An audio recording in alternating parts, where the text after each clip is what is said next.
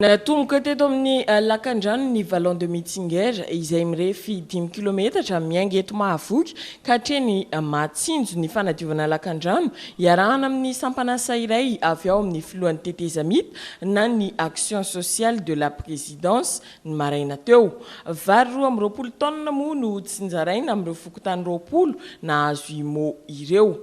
Olona miisa 54 no miasa isanandro, vary 3 kg isan'olona kosa ny tambo-karaman'izy ireo rehefa avy miasa mandritra ny adiny 5. Miditra amin'ny 7 maraina mirava amin'ny 12 atoandro anatin'ny 5 andro ny faharetan'ny asa.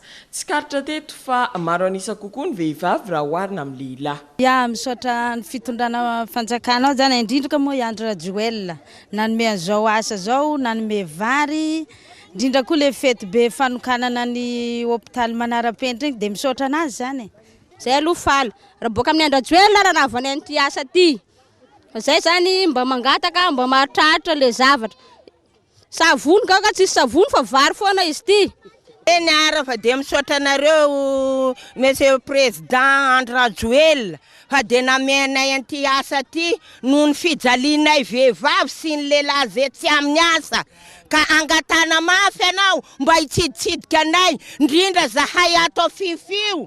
Tena very kanefa manana anao zay manana ray aman-dreny nanome anay ny pilipitro sy ny zahay tsy anasa. Kanefa ity asa ty dia asa tena goavana ary maloto mba mangataka zay le savony mba tokony amena baba fa dia sota besaka aminao. Zay eto sararano za mba simo ambany moa ambana simo dia misaotra Andra Joel satria nanome toeram-piasana satria zay eto sararano na Masanga sisy asana atahakely.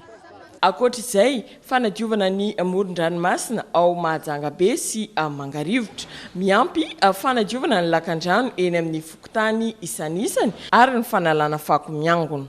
Mafy be mihitsy an'le asa satria izao tsy tena tsetsina dolodolo ny lakandrano eto Majanga. Ary rehefa tsetsina ny lakandrano eto dia fantatra fa mitombo zany ny aretina. Ka zay tsy maintsy miezaka hoe atao zay mba andehanan'le rano. Le rano tsy mandeha intsony fa dia mijanona eo. Le rano feno loto, feno zordira, feno sachet plastique, feno boatana yaourt ao anatin'io rano io miaraka amin'ny fotaka ny boatana yaourt sy ny sachet plastique dia lasa béton armé. Ka raha vao béton armé zany dia tsy afaka intsony fa mijanona ao. Ka zay zany ny asa tanamaro izay ataonay eto manadio ny plage zay manala ny lakandrano rehetraretra zay manampy zay. Fa zao kosa tsy akaty foana zany zay hoe zay atsona indray zay anadio ny loto aty, tsy mety zany fa tsy maintsy mandray andraikitra ny président fokotany sy ny be any tanàna satria amin'io asa io no antoky ny fahasalaman'ny vahoaka. Noho ny fahitana ny tanànan'ny Mahajanga na ny renivohitry Boeny feno fako mivangongona na tonga ity asa fanadiovana ity ka tanjona ny hitandrona trano ny fahasalamam-bahoaka amin'izao hetsika fanadiovana izao.